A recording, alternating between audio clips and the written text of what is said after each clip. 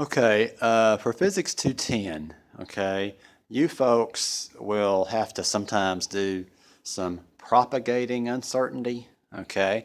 And what that means is we can talk about uncertainties like, say, with using a ruler or some measuring instrument like we've been talking about so far. But then you can also talk about what if I'm going to take measurements that have uncertainties and do some calculation on them. Well, what if I want the uncertainty of the answer to the calculation? Okay, it won't be the same as the uncertainty of the measurement. You can't just assume 0.1, unfortunately. Okay, so here's a couple of examples. Let's say on the board, let's say somebody had measured some rectangular object and they got 18 centimeters and 12 centimeters as the length and the width.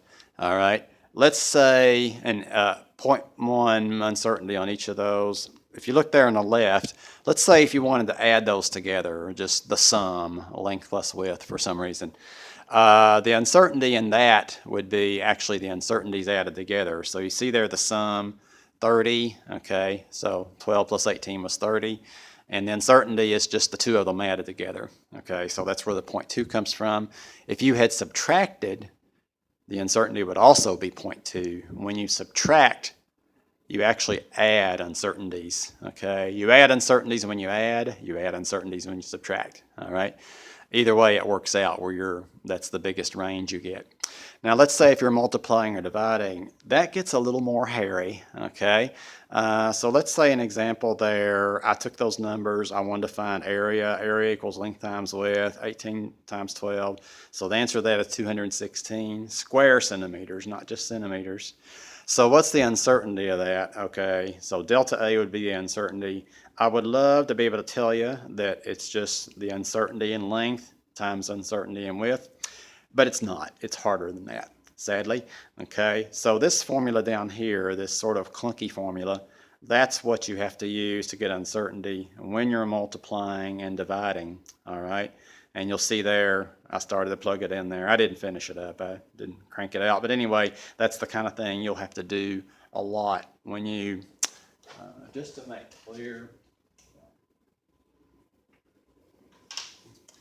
0.1 and 0.1 in parentheses there, okay? And you finish that out. You get some number for your uncertainty.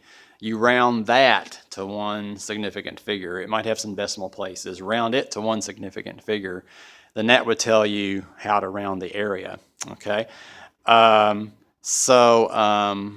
when you get the uncertainty for the area, it's probably going to be bigger than 0.1, and that might scare you a little bit at first, but it's probably going to be small in comparison to 216, okay? That's the way you got to think of it, okay? It's proportional, all right?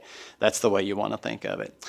A real common mistake you'll want to try to avoid is this formula here, the sort of complicated one, okay? That's for propagating when you multiply and divide.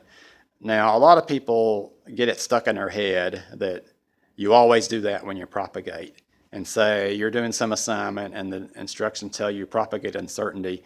Well, if the operation you're doing is just adding or subtracting, you don't have to use this guy here, okay? You can just add the uncertainties together.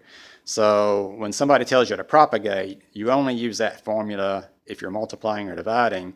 You don't use it if you're just adding or subtracting. But a lot of times people, after they've been through this, they get it in their head, oh, propagating means I use this formula. Not always, only when you're multiplying or dividing.